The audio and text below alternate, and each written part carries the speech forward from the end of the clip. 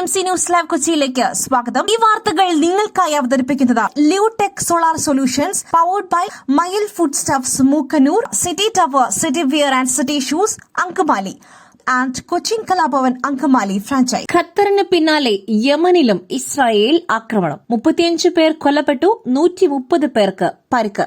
Yemen തലസ്ഥാനമായ സനായിൽ ഇസ്രായേലിന്റെ ബോംബാക്രമണം. 35 പേർ കൊല്ലപ്പെട്ടു, 130 പേർക്ക് പരിക്കേറ്റു.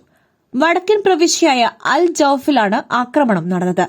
ഹൂതികളുടെ സൈനിക കേന്ദ്രങ്ങളിൽ ആക്രമണം നടത്തിയതായി ഇസ്രായേൽ സ്ഥിരീകരിച്ചു. ഖത്തറിൽ ഇസ്രായേൽ നടത്തിയ ആക്രമണങ്ങൾക്ക് തൊട്ടു പിന്നാലെയാണ് യമനിലും ആക്രമണം നടത്തിയത്.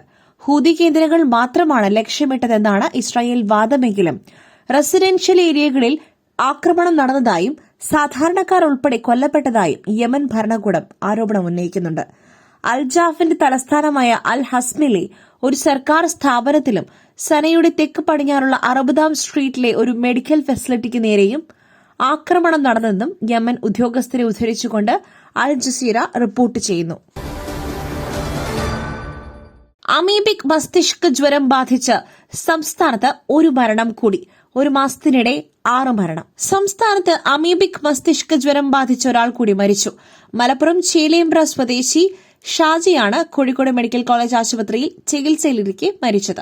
ഇതോടെ കഴിഞ്ഞ ഒരു മാസത്തിനിടെ ഈ രോഗം ബാധിച്ച് മരിച്ചവരുടെ എണ്ണം 6 കഴിഞ്ഞ ഓഗസ്റ്റ് 9-നാണ് ഷാജിയെ കോഴിക്കോട് മെഡിക്കൽ കോളേജ് ആശുപത്രിയിൽ പ്രവേശിപ്പിച്ചത്. കരൾ രോഗബാധിതനായിരുന്ന ഇദ്ദേഹത്തിന് നേരത്തെ തലയ്ക്ക് പരിക്കേറ്റിരുന്നു. ഇത് രോഗബാധയ്ക്ക് കാരണമായിട്ടുണ്ടോ എന്ന് സംശയിക്കുന്നുണ്ട്. നിലവിൽ 10 പേർ രോഗം സ്ഥിരീകരിച്ച് ചികിത്സയിൽ കഴിയുന്നുണ്ട്. ഇതിൽ 3 പേർ കുട്ടികളാണ്. കെട്ടിക്കിടക്കുന്ന വെള്ളത്തിൽ മുങ്ങിക്കുളിക്കുന്നവരിലും നീന്തുന്നവരിലും വളരെ അപൂർവമായി ഉണ്ടാകുന്ന രോഗബാധയാണ് അമീബിക് മസ്തിഷ്ക ജ്വരം. നെഗ്ലേറിയ ഫൌലേറി, അക്കാന്ത അമീബ, സാപ്പിനിയ, ബാലമുത്തിയ വെർമാബീബ തുടങ്ങിയ അമീബ വിഭാഗത്തിൽപ്പെട്ട രോഗാണുക്കൾ തലച്ചോറിനെ ബാധിക്കുമ്പോഴാണ് ഈ രോഗമുണ്ടാകുന്നത്. ഇത് മൂക്കിനെയും മസ്തിഷ്കത്തെയും വേർതിരിക്കുന്ന നേർത്ത പാളിയിലുള്ള സുഷിരങ്ങൾ വഴിയോ കർണപടത്തിലുണ്ടാകുന്ന സുഷിരം വഴിയോ തലച്ചോറിലേക്ക് കടക്കുകയും മെനിഞ്ചോ എൻസെഫലൈറ്റിസ് ഉണ്ടാക്കുകയും ചെയ്യുന്നു. ഈ രോഗത്തിന് 97% മരണനിരക്കുണ്ട്. ശിവപാർവതിയെ അധിക്ഷേപിച്ച ഉമർ ഫൈസിയാണ് എനിക്കെതിരെ പറയുന്നത്. എന്നെ ഒറ്റപ്പെടുത്തുവാൻ ശ്രമം, ബഹാവുദ്ദീൻ നദ്വി. ഉമർ ഫൈസിക്കെതിരെ ആഞ്ഞടിച്ച് സമസ്ത നേതാവ് ബഹാവുദ്ദീൻ നദ്വി. ഉമർ ഫൈസിക്കെതിരെ ആഞ്ഞടിച്ച് സമസ്ത നേതാവ് ബഹാവുദ്ദീൻ നദ്വി. ശിവപാർവതിയെ അധിക്ഷേപിച്ച ഉമർ ഫൈസിയാണ് എനിക്കെതിരെ പറയുന്നത്. അത് തള്ളിക്കളയുന്നു. എന്നെ ഒറ്റപ്പെടുത്തുവാൻ ശ്രമം നടക്കുന്നു. അത് നിർഭയമായി കാണുന്നു. താൻ പുത്തൻ പ്രസ്ഥാനത്തിന്റെ സഹചാരിയാണെന്ന് മുഷവറയിൽ ഉമർ ഫൈസി പറഞ്ഞു. താൻ തെളിവ് ഹാജരാക്കുവാൻ വെല്ലുവിളിച്ചു. എന്നാൽ മുസ്ലിം സംഘടനാ യോഗത്തിൽ പങ്കെടുത്തു എന്നാണ് അതിന് ഉമർ ഫൈസി ന്യായം പറഞ്ഞത്. കൂടുതൽ പങ്കെടുത്തത് താനാകാം. സമസ്ത നിയോഗിച്ച ആളായതുകൊണ്ടല്ലേ പോകുന്നതെന്നും പറയുന്നത്. മതമാണെന്നും ആരെയും പേടിക്കില്ലെന്നും എന്തുണ്ടായാലും പറയുമെന്നും ബഹാവുദ്ദീൻ നദ്വി പറഞ്ഞു. മന്ത്രിമാർക്കും MLA-മാർക്കുമെതിരായ വൈഫ് ഇൻ ചാർജ് അധിക്ഷേപ പരാമർശത്തിൽ അദ്ദേഹം പ്രതികരിച്ചു. തന്റെ വൈഫ് ഇൻ ചാർജ് പരാമർശം സമസ്ത മുഷവറയിൽ ചർച്ച ചെയ്തിട്ടില്ലെന്നും താൻ ആരെയും അധിക്ഷേപിച്ചിട്ടില്ലെന്നും ഡോക്ടർ ബഹാവുദ്ദീൻ നദ്വി പറഞ്ഞു. താൻ അധിക്ഷേപിച്ചുകൊണ്ട് പ്രസംഗത്തിൽ സംസാരിച്ചു എന്ന് തെളിയിക്കുവാൻ കഴിയില്ല. ദുഷ്ടലാക്കോടുകൂടി ചിലർ താൻ പറഞ്ഞത് വിവാദമാക്കുകയായിരുന്നു. തന്റെ വിമർശനം ചിലർക്ക് പൊള്ളി. മന്ത്രിമാരെ മാത്രമല്ല പറഞ്ഞത്, ഉദ്യോഗസ്ഥർ എന്നാണ് ആദ്യം പറഞ്ഞത്. മന്ത്രിമാരെ പ്രൊജക്ട് ചെയ്തിട്ടില്ല. എന്നിട്ടും ചിലർ ആ രീതിയിൽ പ്രസ്താവനയെ വളച്ചൊടിച്ചു. പറഞ്ഞ വസ്തുത നിലനിൽക്കുന്നതാണെന്നും ബഹാവുദ്ദീൻ നദ്വി പറഞ്ഞു. താൻ പറഞ്ഞ കാര്യങ്ങളെ തെറ്റായി വ്യാഖ്യാനിച്ചു. അധർമ്മത്തിനെതിരെ പ്രചാരണം നടത്തുക എന്നത് സമസ്തയുടെ ദൌത്യമാണ്. അതാണ് താൻ പറഞ്ഞതെന്നും ബഹാവുദ്ദീൻ നദ്വി പറഞ്ഞു. GST ഉയർന്നാലും ലോട്ടറി ടിക്കറ്റ് വില കൂട്ടില്ല. താഴെത്തട്ടിലെ തൊഴിലാളികളുടെ കമ്മീഷൻ കുറയ്ക്കില്ല. ഉറപ്പുകളുമായി ധനമന്ത്രി. ലോട്ടറി ടിക്കറ്റുകളുടെ GST ഉയർന്നാലും ടിക്കറ്റ് നിരക്ക് ഉടൻ വർദ്ധിപ്പിക്കില്ല. താഴെത്തട്ടിലുള്ള വിൽപ്പന തൊഴിലാളികളുടെ കമ്മീഷൻ തുക കുറയില്ലെന്നാണ് സർക്കാരിന്റെ ഉറപ്പ്. പകരം ഏജന്റുമാരുടെ കമ്മീഷനിൽ ചെറിയ കുറവ് വരുത്തിയേക്കും. ഓണം ബമ്പർ ടിക്കറ്റിന്റെ വിലയും വർദ്ധിപ്പിക്കില്ല. ഇന്ന് ചേർന്ന ട്രേഡ് യൂണിയൻ പ്രതിനിധികളുടെ യോഗത്തിലാണ് ധനമന്ത്രി ഇക്കാര്യങ്ങൾ അറിയിച്ചത്. ഈ മാസം 22-ന് പുതിയ GST നിരക്ക് നിലവിൽ വരും. ലോട്ടറി ടിക്കറ്റ് GST നിരക്ക് 28-ൽ നിന്നും 40% ഉയരും. നികുതി വർധന ലോട്ടറി വാങ്ങുന്നവരുടെ ബാധ്യതയാക്കി മാറ്റരുത് എന്ന പൊതുവികാരമാണ് ധനമന്ത്രി വിളിച്ചു ചേർത്ത ട്രേഡ് യൂണിയൻ പ്രതിനിധികളുടെ യോഗത്തിൽ ഉയർന്നത്. 2 മാസം മുൻപാണ് സാധാരണ ലോട്ടറികളുടെ വില 50 രൂപയായി ഏകീകരിച്ചത്.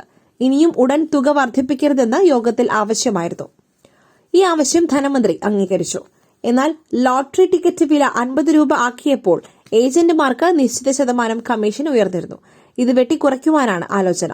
എന്നാൽ സാധാരണ ലോട്ടറി വിൽപ്പനക്കാരുടെ കമ്മീഷനിൽ കുറവ് വരില്ല എന്നും മന്ത്രി യോഗത്തിൽ ഉറപ്പു നൽകി. അടുത്ത ആശങ്ക ഓണം ബമ്പറിലായിരുന്നു. എന്നാൽ ഓണം ബമ്പർ ടിക്കറ്റ് വിലയും കൂട്ടില്ലെന്നും മന്ത്രി യോഗത്തിൽ അറിയിച്ചു. ദുൽഖർ സൽമാൻ, രവി നെലക്കുടിറ്റി, സുധാകർ ചെറുകുരി ചിത്രത്തിൽ പൂജ ഹെഗ്ഡെ നായിക. ദുൽഖർ സൽമാനെ നായകനാക്കി നവാഗതനായ രവി നെലക്കുടിറ്റി സംവിധാനം ചെയ്യുന്ന SLV സിനിമാസ് നിർമ്മിക്കുന്ന പാൻ ഇന്ത്യൻ ചിത്രം DQ41 ചിത്രത്തിൽ നായിക പൂജ ഹെഗ്ഡെ. SLV സിനിമാസ് പുറത്തുവിട്ട വെൽക്കം വീഡിയോയിലൂടെയാണ് പൂജ ഹെഗ്ഡെയാണ് നായിക എന്ന വിവരം അറിയിച്ചത്. SLV സിനിമാസിന്റെ ബാനറിൽ സുധാകർ ചെറുകുരി നിർമ്മിക്കുന്ന ചിത്രത്തിന്റെ ഷൂട്ടിംഗ് പുരോഗമിക്കുകയാണ്.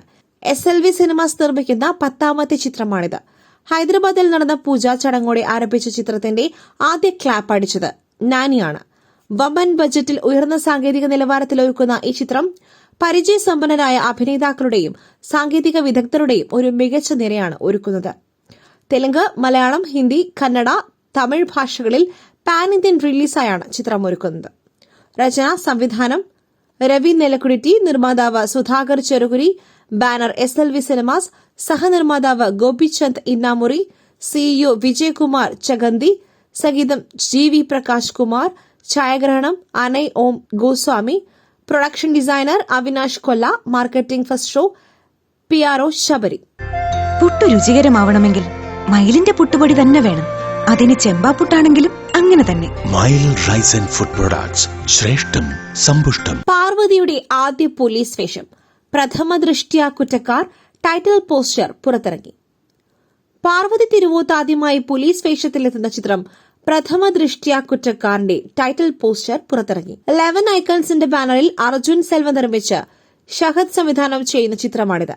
രാവിലെ 11 മണി കഴിഞ്ഞ് 11 മിനിറ്റ് 11 സെക്കൻഡ് ഉള്ളപ്പോഴാണ് 11 ഐക്കൺസ് പോസ്റ്റർ റിലീസ് ചെയ്തത്. മലയാള സിനിമാ നിർമ്മാണ രംഗത്തേക്ക് ഒരു പുതിയ ബാനർ കൂടി എത്തുകയാണ്.